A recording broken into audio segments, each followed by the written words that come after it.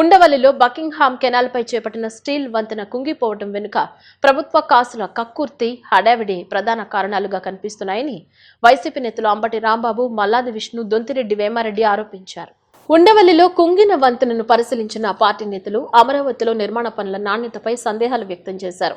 ఈ చిన్న వంతెన నిర్మించలేని ప్రభుత్వం అమరావతిని గ్రీన్ ఫీల్డ్ సిటీ చేస్తామంటూ పెద్ద పెద్ద కబుర్లు చెప్తోందని వైసీపీ నేతలు మండిపడ్డారు. స్టీల్ వంతెన కుంగుబాటుపై ప్రభుత్వం వాస్తవాలు చెప్పాలని వైసీపీ నేతలు డిమాండ్ చేశారు. సీడ్ యాక్సెస్ రోడ్డును పాత గుంటూరు రోడ్డుకు తీసుకొచ్చి కలిపేందుకు బకింగ్హామ్ కాల్వ మీద నిర్మిస్తున్న స్టీల్ వంతెన కుంగిపోయిందని, ఈ రోడ్డు ఇంకా 1/2 కిలోమీటర్ కూడా పూర్తి కాలేదన్నారు. మధ్యలో ఉన్న గుంటూరు కాలువ, కొండవీటి వాగును అలాగే ఉంచి జనవరిలోని దీన్ని పూర్తి చేస్తామని మంత్రి నారాయణ చెబుతున్నారు. కానీ నీటిపారుదల శాఖ అనుమతి తీసుకోకుండా, ఇంజనీరింగ్ నైపుణ్యం లేకుండా జరుగుతున్న ఈ పనులు అంతిమంగా ఎటు వెళ్తాయో తెలియడం లేదని ప్రశ్నించారు. ఇప్పటికే రైతులు కొంతమంది ఈ రోడ్డుకు భూములు ఇవ్వలేదు. ఇది ఎప్పటికి పూర్తవుతుందో ఎవరికీ తెలియని పరిస్థితి ఏర్పడిందని మండిపడ్డారు. దీనిపై ప్రజలకు ఇప్పటికైనా ప్రభుత్వం వాస్తవాలు చెప్పాలని కోరారు. అసలు మాట్లాడితే చంద్రబాబు నాయుడు గారు ఏమన్నారంటే, ప్రపంచంలో ఎక్కడా లేనటువంటి గ్రీన్ ఫీల్డ్ సిటీని మేము నిర్మించబోతున్నాం అన్నారు, నిర్మిస్తున్నాం అన్నారు. అది సామెత చెప్తారు, కళ్యాణం చేసే కళ కాళ్ళ గోల్డ్ దగ్గర తెలిసిపోద్దంట. ఆఫ్టర్ ఆల్ బకింగ్హామ్ కెనాల్ మీద 60 కోట్ల రూపాయలతో మీరు నిర్మాణం చేపట్టినటువంటి వంతెన 6 నెలలు చేసినట్టు కుంగింది. ఇంకా మీరు గ్రీన్ ఫీల్డ్ సిటీ ఎలా నిర్మిస్తారో, ఎంత బలంగా నిర్మిస్తారో మాకు అర్థమవుతుంది, ప్రజలకు కూడా అర్థమవుతున్నటువంటి సందర్భం ఇది. దీనిలో అనేక డీవియేషన్ చేశారనేది మాకున్న సమాచారం. ఇప్పుడు ఈ బకింగ్హామ్ కెనాల్ ఉందే, ఇది జల రహదారులకు సంబంధించినటువంటి ప్రాంతం. జల రహదారులకు సంబంధించినటువంటి పెద్ద పెద్ద కాలువల మీద, కెనాల్స్ మీద బకింగ్హామ్ కెనాల్ చాలా ప్రసిద్ధి చెందింది ఆంధ్రప్రదేశ్లో. దాని మీద ఒక వంతెన నిర్మాణం చేయాలంటే అనేకమైనటువంటి అనుమతులు కావాలి. నాకున్న సమాచారం ప్రకారం నారాయణ గారిని అడుగుతున్నా, చంద్రబాబు నాయుడు గారిని అడుగుతున్నా, వీళ్ళిద్దరు పెద్దగా నోటి మీద పడు, లోకేష్ గారిని కూడా అడుగుతున్నా, ఈ నియోజకవర్గానికి చెందిన లోకేష్ గారిని. అలాంటి పర్మిషన్స్ ఏమైనా తీసుకున్నారా మీరు? నాకున్న సమాచారం, subject to the correction, you have not taken any permission తీసుకోకుండా ఇస్తారు. ఎందుకు వేయవలసి వచ్చింది అనేది ఇక్కడ ఆలోచించాలి. అంతేకాదు సిడిఓ, సెంట్రల్ డిజైన్ ఆర్గనైజేషన్, దానికి సంబంధించినటువంటి పర్మిషన్స్ కూడా తీసుకోవాలా. ఆ పర్మిషన్స్ కూడా తీసుకోవాలా. అడ్డగోలుగా మా ప్రభుత్వం పర్మిషన్స్ ఏం అవసరం లేదు, వేసి పారేస్తాం. సీడ్ యాక్సెస్ రోడ్ ఎక్కడో ఉన్నా కూడా వేసేస్తాం. బకింగ్హామ్ కెనాల్ మీద ఈజీగా వేద్దామని మొదలెట్టాం. ఆ రెండింటికి ఇంకా ఎక్విజేషన్ కాలేదు. సీడ్ యాక్సెస్ రోడ్డుని తీసుకొచ్చి పాత గుంటూరు రోడ్లో కలపాలనే ఆలోచనతో ప్రారంభించిన ఈ వర్క్ అకస్మాత్తుగా ఇక్కడ ఏర్పాటు చేసిన, ఎరెక్ట్ చేసిన ఈ గడ్రస్సు ఎక్కడో కొంతవరకు షింక్ లాగా కనిపించి వీళ్ళు పెట్టిన గడ్రస్ని మళ్ళీ రీప్లేస్ చేయడం జరిగింది. మళ్ళా వాటిని రెక్టిఫై చేసి పెట్టే ఆలోచన వాళ్ళకు ఉందనుకుంటారు. అసలు వీళ్ళు చెప్పింది రాజధాని ప్రాంతం నుంచి మెయిన్ వచ్చేది సీడ్ యాక్సెస్ రోడ్డు. ఆ రోడ్డు ఎక్కడి వరకు తీసుకొచ్చారో అక్కడి నుంచి రమారమి 1/2 కిలోమీటర్ పైన ఇంకా పెండింగ్ ఉంది. ఈ మధ్యలో గుంటూరు డ్రింకింగ్ వాటర్ కెనాల్ ఉంది, అట్లాగే కొండవీటి వాగు ఉంది. వాటిని అట్లాగే పెట్టి ఆయన నారాయణ గారు అంటాడు నిన్న జనవరిలోనే హ్యాండ్ ఓవర్ చేస్తానని. ఇవాళ ఈ పరిస్థితి ఉంది. మా బాధ అంతా ఏంటంటే, ఒక విధంగా ప్లాన్ లేకుండా, ఒక ఇంజనీరింగ్ స్కిల్ లేకుండా, ప్రాపర్గా అవగాహన లేకుండా జరుగుతున్న ఈ వర్క్స్. ఇది అంటారే ముతుకు సామెత, దళ్ళో పెట్టి బొళ్ళు పెట్టారు. ఆ విధంగా ఎక్కడికి ఏది వెళ్తుందో కూడా తెలియకుండా ఆఫీసర్స్కి తెలియట్లేదు. రాయలసీమ ప్రజల నీటి హక్కులను సీఎం చంద్రబాబు నాయుడు రాజకీయ ప్రయోజనాల కోసం తాకట్టు పెడుతున్నారని వైఎస్ఆర్సీపీ సీనియర్ నేత, మాజీ మంత్రి సాకే శైలజనాథ్ విమర్శించారు. సాగు, త్రాగునీటి సమస్యలతో రాయలసీమ ప్రజలు ఇబ్బందులు పడుతుంటే ప్రభుత్వం అబద్ధపు ప్రచారాలతో కాలం గడుపుతోందన్నారు. తెలంగాణ సీఎం రేవంత్ రెడ్డి ఒత్తిడితో రాయలసీమ లిఫ్ట్ ఇరిగేషన్ ప్రాజెక్టును నిలిపివేసి ఇప్పుడు తెలంగాణ ప్రాజెక్టులకు అనుకూలంగా వ్యవహరిస్తోందని ఆరోపించారు. అలాగే వైఎస్ఆర్ మరియు జగన్ హయాంలో 45.72 మీటర్ల ఎత్తుతో ప్రతిపాదించిన పోలవరం ప్రాజెక్టును ప్రస్తుత ప్రభుత్వం 41.15 మీటర్లకు తగ్గించి రైతుల సాగునీటి ఆశలను దెబ్బతీసిందని ఆయన మండిపడ్డారు. మీరు ఎన్ని మాట్లాడినా మీ మనసులో మాట రాసిన పుస్తకం లాగే మీరు వ్యవసాయం అంటే మీకు నచ్చదు. మీకు ఈరోజు ఎండిపోతున్న పంటలు, అట్లా ఎండిపోతున్న హార్టికల్చర్ సంబంధించిన మొక్కలు, రేట్ లేకుండా రోడ్డు మీదే వ్యవసాయ ఫలాన్ని పెట్టిన రైతాంగం మొక్కజొన్న రూపేనా మిగతా వరి రూపేనా కనిపిస్తుంది మీకు. వెళ్ళండి, ఎక్కడి దాకా వెళ్ళండి. అట్లా వెళ్ళకుండా ఊరికి చేసిన డయాసుల నుంచి మాట్లాడుకుంటా పోతా ఉంటే చూడ్డానికి రాయలసీమ వాళ్ళగా బాధగా ఉంటుంది మాలాంటి వాళ్ళకి. బాబు గారు, మీరు గమనిస్తున్నారో లేదో, మీ నాయకత్వంలో, మీ ఆలోచన విధానంలో కానీ, మీ యొక్క ఈ రోజున పరిపాలన ప్రవర్తనలో రాయలసీమకు అన్యాయం జరుగుతూ ఉంది. రాయలసీమ ప్రాంతానికి ప్రధానంగా కావాల్సింది నీళ్లు. ఇండస్ట్రియలైజేషన్ కూడా నీళ్లు కావాల్సిన అవసరాన్ని గుర్తుపెట్టుకోమని కోరుతా ఉన్నా. మీరు ఏమైనా మాకున్న అరకొరప్ప నీళ్ళని కూడా తీసుకెళ్లి అక్కడ ఇస్తున్నారో తెలియదు, కానీ నీళ్లు ఉండాలి ఇండస్ట్రియల్ డెవలప్మెంట్ కూడా. బహుశా ఆ విషయాన్ని మర్చిపోతున్నట్లున్నారు మీరు.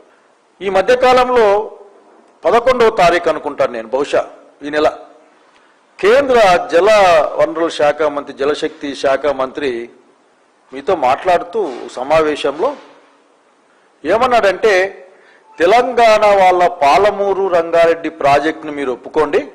బహుశా ఒక ప్రముఖ పేపర్లో ఈ వార్త నేను చూశాను. తద్వారా తెలంగాణ నీటి అవసరాలు తీరుతాయి. ఆ పైన మీరు నల్లమల సాగర్ని వాళ్ళు అడ్డం పడరు అని మాట్లాడారు. మీరు విశాల హృదయంతో, దృక్పథంతో ఆలోచించాలని చెప్పినట్లు వార్తలు వచ్చాయి. మీరు ఏమైనా ఆలోచిస్తా ఉన్నారా అడుగుతున్నాం. ఇప్పటికే రేవంత్ రెడ్డి గారి యొక్క డిమాండో కోరికో మీ ఇద్దరు రూమ్లో కూర్చొని మాట్లాడుకున్న మాటల వల్ల రాయలసీమ ఎత్తిపోతల పథకం మీరు ఆపేస్తే ఇప్పటికే రాయలసీమ రైతాంగం తమ పంటలు ఏమవుతాయో భవిష్యత్తులోని భయపడి చచ్చే పరిస్థితి. మీరు దాన్ని ఖండించలే. మీరేమనుకుంటా అంటే ఎన్డీఏలో చాలా ఇంపార్టెంట్ కదా మీరు అనుకుంటూ ఉంటారు, ఎన్డీఏ గవర్నమెంట్లో చాలా ఇంపార్టెంట్ అని బాబు గారు. కాబట్టి అన్ని నేను తెచ్చుకుంటానులే అనుకుంటుంటారు మీరు. మీరు ఇంతవరకు తెచ్చిందంటూ ఏంది లేదు ఈ రాష్ట్రానికి. ఉత్తరాంధ్ర, రాయలసీమ ప్రత్యేక ప్యాకేజీ లేదు, ఈ రాష్ట్రానికి ప్రత్యేక ప్రతిపత్తి లేదు, రాష్ట్రానికి ప్రత్యేక స్పెషల్ కేటగిరీ స్టేటస్ కూడా లేదు. ఇవన్నీ మాకు గుర్తుకున్నాయి, ప్రజలకు కూడా గుర్తుకున్నాయి. మాట్లాడకపోయినంత మాత్రాన మర్చిపోయి అనుకోబాకండి మీరు. మీకేమైనా అర్థమైందో నాకు అర్థం కావడంలే. దాదాపు అష్యూర్డ్ వాటర్ కింద నీళ్లు పాలమూరు, దిండికి, రంగారెడ్డికి 90 టీఎంసీలు, దానికి అసోసియేటెడ్గా ఉన్న అటాచ్డ్గా ఉన్న దిండి ప్రాజెక్టుకి 30 టీఎంసీలు. పెంచిన పెట్రోల్, డీజిల్ ధరలను వెంటనే తగ్గించాలని ఏపీసీసీ కార్యనిర్వాహక అధ్యక్షులు జేడీ శీలం డిమాండ్ చేశారు. చమురు కంపెనీల నష్టాలను ప్రజలపై మోపడం సరికాదని, కేంద్రం ఎక్సైజ్ సుంకం తగ్గించి ధరలను నియంత్రించాలని సూచించారు. కాంగ్రెస్ ప్రభుత్వ కాలంలో వైఎస్ రాజశేఖర రెడ్డి, రోసయ్య ప్రజలపై భారం పడకుండా వ్యాట్ తగ్గించారని గుర్తు చేశారు. రష్యా, ఇరాన్, సౌదీ అరేబియా వంటి దేశాల నుంచి చౌకగా చమురు దిగుమతి చేసుకోవాలని, దేశీయ అవసరాలకు ఆయిల్ వినియోగంపై దృష్టి పెట్టాలని కోరారు. బంగారంపై దిగుమతి సుంకం పెంపుతో చిన్న వ్యాపారులు, కార్మికులు ఇబ్బందులు పడుతున్నారని ఆవేదన వ్యక్తం చేశారు. ప్రభుత్వ ఆర్థిక విధానాలు పేదలపై మరింత భారం మోపుతున్నాయని విమర్శించారు.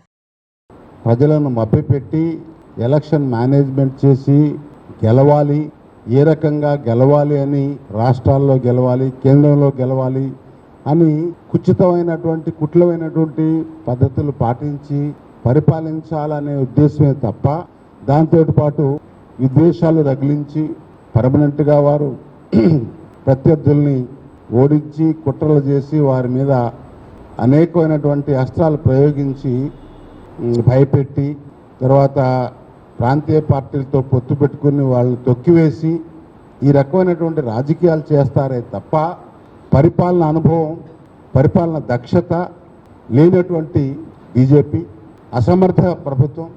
ఎందుకంటే గత 12 ఏళ్లుగా 2014లో క్రూడ్ ఆయిల్ ధర చాలా తక్కువ, సుమారు $62 పర్ బ్యారెల్ ఉండేది. వచ్చిన డబ్బన్నీ కూడా వారు బొక్కసంలో వేసుకున్నారు. సంవత్సరానికి దాదాపు 4 లక్షల కోట్ల రూపాయలు ఎక్సైజ్ రూపంలో, ట్యాక్స్ రూపంలో వసూలు చేశారు ప్రజల నుండి. క్రూడ్ ఆయిల్ ధర యూపీఏ ప్రభుత్వం దిగినప్పుడు దాదాపు 100 డాలర్లు పర్ లీటర్ ఉండేది. అయినా కూడా పెట్రోల్ ధరలు పెంచలా.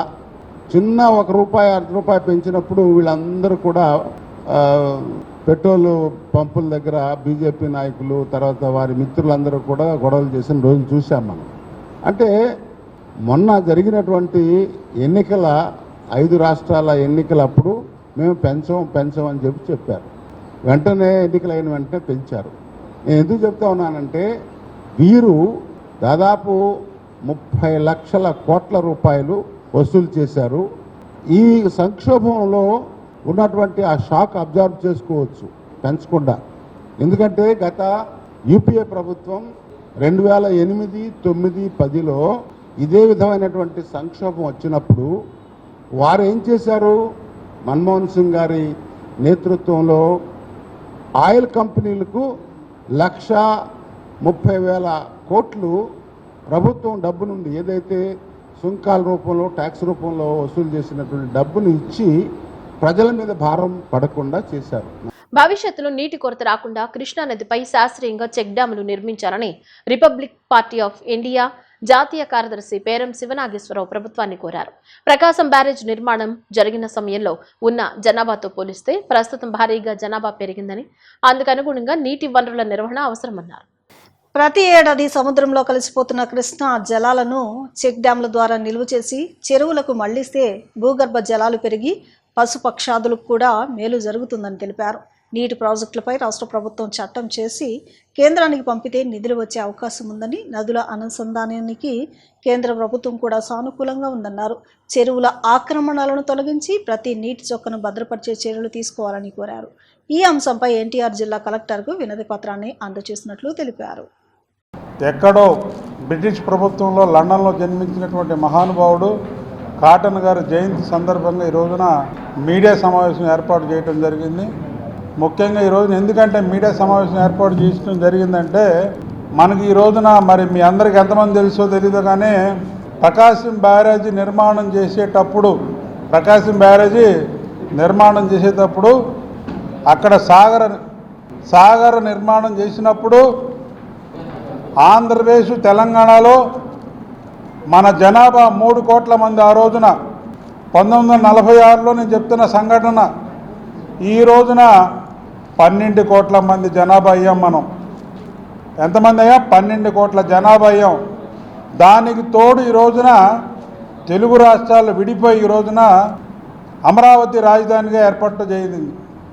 ఒక రాజధాని వచ్చిందంటే అక్కడ పరిశ్రమలు వస్తాయి, హోటల్స్ వస్తాయి, ఎమ్మెల్యేలు వస్తారు, ఎమ్మెల్యేలకు ఇళ్ల నిర్మాణం కావాలి, ఎంపీలు వస్తారు.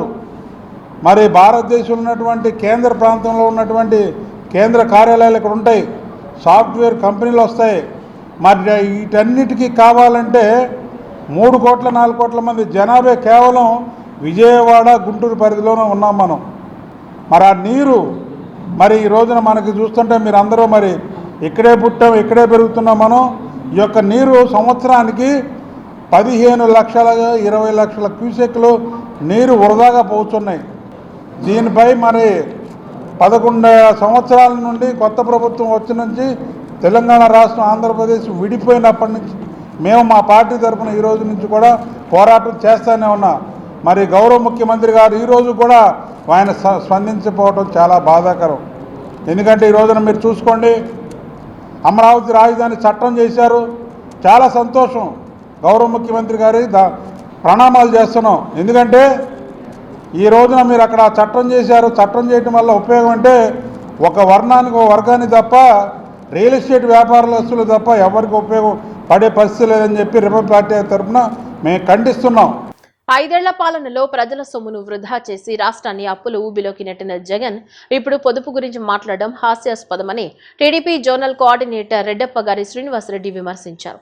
పేదలకు ఇళ్లు ఇవ్వకుండా టీడీపీ హయాంలో నిర్మించిన ఇళ్లకు పార్టీ రంగులు వేయించడం, తద్వారా కోర్టు ఆదేశాలతో వాటిని తొలగించడం ద్వారా వేల కోట్ల ప్రజాధనాన్ని దుబ్బారా చేశారని ఆరోపించారు. రైతుల పాస్ పుస్తకాలు, సర్వే రాళ్లపై జగన్ చిత్రాల కోసం కూడా కోట్ల రూపాయలు ఖర్చు చేశారని అన్నారు. రాష్ట్ర ఆర్థిక పరిస్థితిని దృష్టిలో పెట్టుకుని సీఎం చంద్రబాబు పొదుపు చర్యలు చేపడుతుంటే దానిపైనే విమర్శలు చేయడం తగదని శ్రీనివాసరెడ్డి మండిపడ్డారు. గత ప్యాలెస్ పాలకుడికి పొదుపు గుర్తొస్తూ ఉంది. గత ప్రభుత్వంలో చేసిన దుబారా ఖర్చులకు సమాధానం చెప్పాల్సింది పోయి ఈ ప్రభుత్వం అధికారంలోకి వచ్చినాక ఇప్పుడు పొదుపు లెక్కలు చెప్తా ఉన్నాడు. గత ప్రభుత్వంలో ఇదే టిట్కో హౌసెస్కు నీ సొంత రంగులు నీ సొంత కలరు కొట్టుకునేదానికి ఎంత ఖర్చు పెట్టారు జగన్ రెడ్డి గారు? మీరు రంగులు మార్చాల్సిన అవసరం ఉందా అని అడుగుతూ ఉండా. అనవసరంగా టిట్కో ఇళ్లకు కొట్టిన రంగులు తీసి తన పార్టీ రంగులు కొట్టి కనీసం పేదలకు ఇండ్లు ఇవ్వాలనే ఆలోచన కూడా రానివి. గత పాలన జగన్మోహన్ రెడ్డి గారి పాలన చూస్తూ ఉంటే ప్రజలు ఈరోజు పేద ప్రజలు అసహించుకునే పరిస్థితి వస్తూ ఉంది. సచివాలయాలకు తన రంగులు కొట్టడం తొలగించుకునేదానికి 3,000 కోట్లు ఖర్చు పెట్టాడు. ఇది దుబారా కాదా అని అడుగుతూ ఉండా. అదేవిధంగా సర్వే రాళ్ల మీద కూడా జగన్మోహన్ రెడ్డి గారి ఫోటోలు కొట్టుకునేదానికి 700 కోట్లు ఖర్చు పెట్టాడు. ఋషికొండ విలాసవంతమైన భవనం అంటే రాజధాని ఏదో మార్చేస్తా, విశాఖపట్నాన్ని తరలిస్తా, విశాఖపట్నంలో రాజధాని కట్టేసి అక్కడ నేను ఉంటా అని చెప్పి నీ విలాసవంతమైన భవనం కట్టుకునే దానికి 600 కోట్లు ఖర్చు పెట్టావు. దీనికి ఎవరు సమాధానం చెప్తారని అడుగుతాండ. ఎవరబ్బ సొమ్మని నీ ఇష్టం వచ్చినట్లు ఖర్చు పెట్టావని చెప్పి నేను అడుగుతా ఉండా. 5 ఏళ్లలో సాక్షి దినపత్రికల ప్రకటనలకు 500 కోట్లు ఇచ్చావు.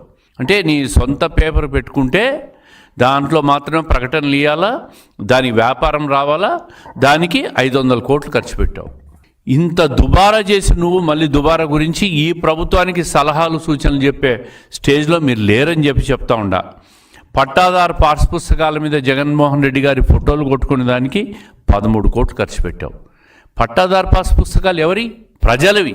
వాళ్ళ ఆస్తులకు వాళ్ళు బొక్కిస్తూ ఉంటారు. దానికి రాజముద్ర కొట్టాల, భారతదేశ నమూనా అయిన రాజముద్ర కొట్టాల. మీ ఫోటో కాదు ప్రజలు అడిగేది.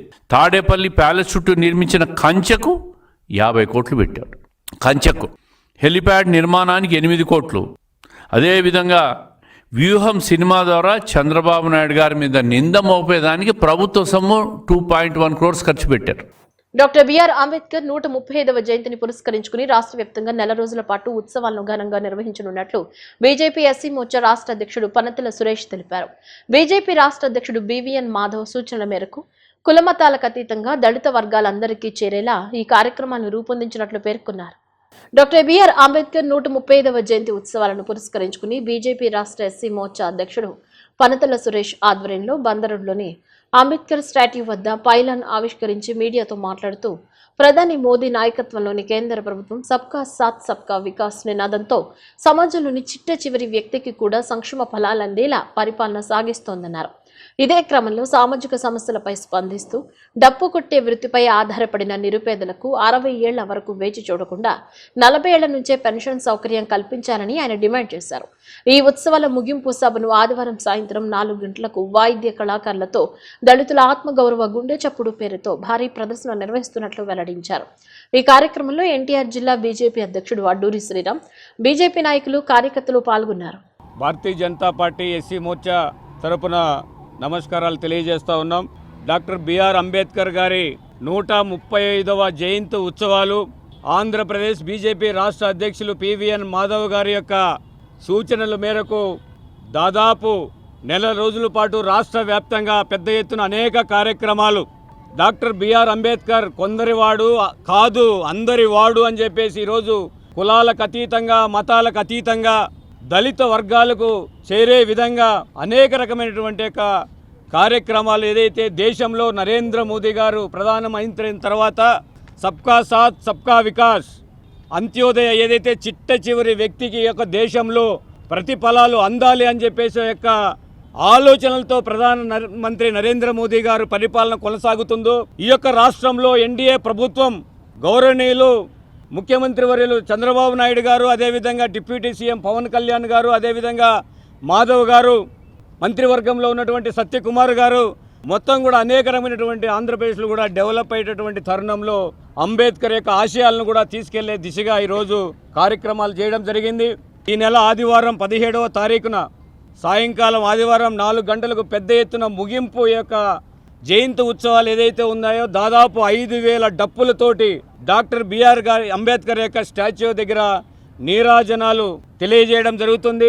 ఈ యొక్క కార్యక్రమానికి ముఖ్య అతిథిగా సోషల్ జస్టిస్ ఏదైతే కేంద్ర ప్రభుత్వ మంత్రివర్యులు వీరేంద్ర కుమార్ గారు, అదేవిధంగా రాష్ట్ర ఆరోగ్య శాఖ మంత్రివర్యులు సత్యకుమార్ యాదవ్ గారు, భారతీయ జనతా పార్టీ రాష్ట్ర అధ్యక్షులు పివిఎన్ మాధవ్ గారు, మరి రాష్ట్రంలో ఉన్నటువంటి అనేకమైనటువంటి కుల సంఘాలు, అదేవిధంగా అంబేద్కరిస్టులతోటి కలుపుకొని పెద్ద ఎత్తున యొక్క ఉత్సవాన్ని ముగింపు సమావేశం ఇక్కడ జరుపుకోవడం జరుగుతుంది. 2014 తర్వాత ప్రియతమ ప్రధాని నరేంద్ర మోడీ గారు బాధ్యతలు తీసుకున్న తర్వాత అనేక మంది చరిత్ర సృష్టించినటువంటి చరిత్రకారులు, దేశం కోసం ప్రాణత్యాగాలు చేసినటువంటి అనేక చరిత్రకారుల యొక్క చరిత్ర దేశ ప్రజలు తెలియాలని, అదే సందర్భంలోని మన దేశానికి రాజ్యాంగాన్ని అందించినటువంటి బాబాసాహెబ్ అంబేద్కర్ గారి చరిత్ర కూడా భావి తరాలకు తెలియాలి. వారు కొందరి వారు కాదు, అందరి వాడు, ఈ దేశ ప్రజల యొక్క గుండె చెప్పడం తెలియాలని వారు పుట్టిన ప్రదేశం కావచ్చు, నడియాడిన ప్రదేశం కావచ్చు, చదువుకున్న ప్రాంతం కావచ్చు, చనిపోయిన ప్రాంతం కావచ్చు, బౌద్ధ ధర్మాన్ని స్వీకరించిన ప్రాంతాన్ని పంచతీర్థపోరితోని అభివృద్ధి చేయడం, అంబేద్కర్ గారిని గౌరవం పెంచే విధంగా భారతీయ జనతా పార్టీ కోట్లాది మంది కార్యకర్తలు అందరిలో కూడా వారి యొక్క గొప్పతనాన్ని చాటి చెప్పే విధంగా అనేక కార్యక్రమాలు దేశంలో రూపొందించిన సందర్భంలో ఆంధ్రప్రదేశ్లో కూడా భారతీయ జనతా పార్టీ రాష్ట్ర అధ్యక్షులు పివిఎన్ మాధవ్ గారి ఆదేశాల మేరకు రాష్ట్ర అధ్యక్షులు పంతల్ సురేష్ గారి నాయకత్వంలోని రేపు 17వ తారీఖు ఏదైతే పెద్ద ఎత్తున దాదాపు 5,000-6,000 మంది డప్పు కళాకారుల యొక్క మహాసమ్మేళనం ఈ యొక్క ప్రాంగణంలోని ముగింపు సభ జరగబోతా ఉంది. 135వ జయంతి బాబాసాహెబ్ అంబేద్కర్ గారి జయంతిని పురస్కరించుకొని రాష్ట్ర వ్యాప్తంగా అనేక కార్యక్రమాలు అంబేద్కర్ గారి జయంతి పేరుతో నిర్వహించిన రాష్ట్ర పండితుల అధ్యక్షులు పంతల్ సురేష్ గారి నాయకత్వంలోని అనేక కార్యక్రమాలు నిర్వహించిన సందర్భంలో రేపు 17వ తారీఖు ముగింపుని ఇక్కడ ఏదైతే ఇందిరాగాంధీ స్టేడియం నుంచి డప్పు వాయిద్య కళాకారులంతా కూడా రాష్ట్ర నలుమూల నుంచి ఇక్కడ చేరుకొని అక్కడి నుంచి ఊరేగింపుగా వచ్చి ఏదైతే అంబేద్కర్ గారి పెద్ద ఎత్తున పెద్ద స్టాచ్యూ ఉందో ఇక్కడే దాదాపు గంట పాటు వారి యొక్క డప్పులను వాయిస్తూ వారి యొక్క కళని చూపిస్తూ ప్రజలందరికీ కూడా చూపిస్తూ ఇక్కడే కార్యక్రమాన్ని ముగింపు కార్యక్రమం చేపట్టడం జరిగింది. ఈ కార్యక్రమానికి ముఖ్య అతిథిగా కేంద్ర సోషల్ జస్టిస్ శాఖ మంత్రివర్యులు వీరేంద్ర కుమార్ గారు, అదేవిధంగా రాష్ట్ర మంత్రివర్యులు ఆరోగ్య శాఖ సత్యకుమార్ యాదవ్ గారు, భారతీయ జనతా పార్టీ రాష్ట్ర అధ్యక్షులు పివిఎన్ మాధవ్ గారు అందరూ కూడా ఇక్కడ హాజరవబోతా ఉన్నారు. తప్పకుండా మీడియా మిత్రులంతా కూడా రేపు 17వ తారీఖు జరగబోయే యొక్క పెద్ద ఎత్తున డప్పుల సమ్మేళనను కవర్ చేసి రాష్ట్ర ప్రజలందరికీ కూడా తెలియజేసే విధంగా వారి ఆత్మగౌరవాన్ని పెంచే విధంగా కవర్ చేయాలని చెప్పి సందర్భంగా కోరుకుంటూ మీడియా మిత్రులందరికీ కూడా నమస్కారం. బులెటిన్ ముగించే ముందు హెడ్లైన్స్ మరోసారి.